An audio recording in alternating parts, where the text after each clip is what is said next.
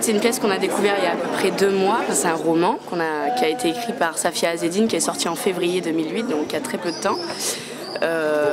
Et c'est un livre que Damien a découvert en le lisant comme ça au hasard pour son anniversaire, et il est tombé amoureux de ce texte, qu'il a fait lire à Gérard et qui me l'a fait lire après en me proposant le rôle. Et moi je suis tombée amoureuse aussi de l'écriture de cette nana, de la vie de ce personnage et de cette nana qui ose parler à Allah comme rarement on l'entend, et ce qu'on peut entendre à la télé où c'est effectivement, comme on parlait tout le temps tout à l'heure, on va te parler des intégristes, des islamistes, de fous, et on te parlera jamais d'une nana qui croit en Dieu parce qu'elle l'aime. Et donc voilà, moi j'ai envie de défendre la vie de cette Jbara dans son village au Maroc, et qui parle à Dieu parce qu'il lui permet de vivre, et je trouve ça magnifique, et voilà.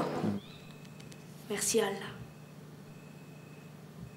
pour la santé, celle de ma mère, de mes frères et sœurs. Merci pour mes brebis.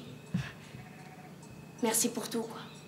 C'est la première fois que ça m'arrive autant de le rêver en le lisant, de me rêver jouer du début à la fin. Je me voyais jouer ce spectacle, je me voyais incarner ce personnage, et ça m'était jamais arrivé.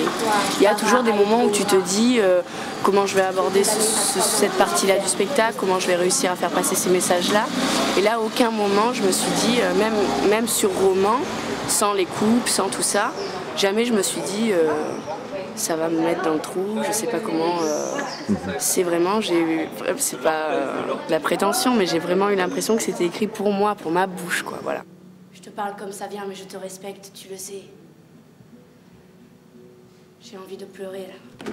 Cette Jbara que j'aime beaucoup, qui me touche, là on n'a pas pu le voir aujourd'hui, mais qui a beaucoup d'humour, elle prend sa vie avec vachement de dérision, et effectivement, c'est le prétexte à Allah, parce que c'est la seule personne qui sera là avec elle toute sa vie, et ça, elle en est sûre. Donc oui, il est là tout le temps. Mais ça reste elle, le personnage principal de ce spectacle. Il éclate de rire en jetant des billets de 110 marks par terre.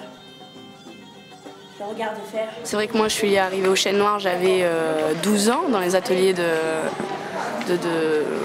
formation, et puis tout de suite, très rapidement, on a joué Mireille, j'avais 16 ans, et puis on a enchaîné plusieurs créations comme ça, ensemble.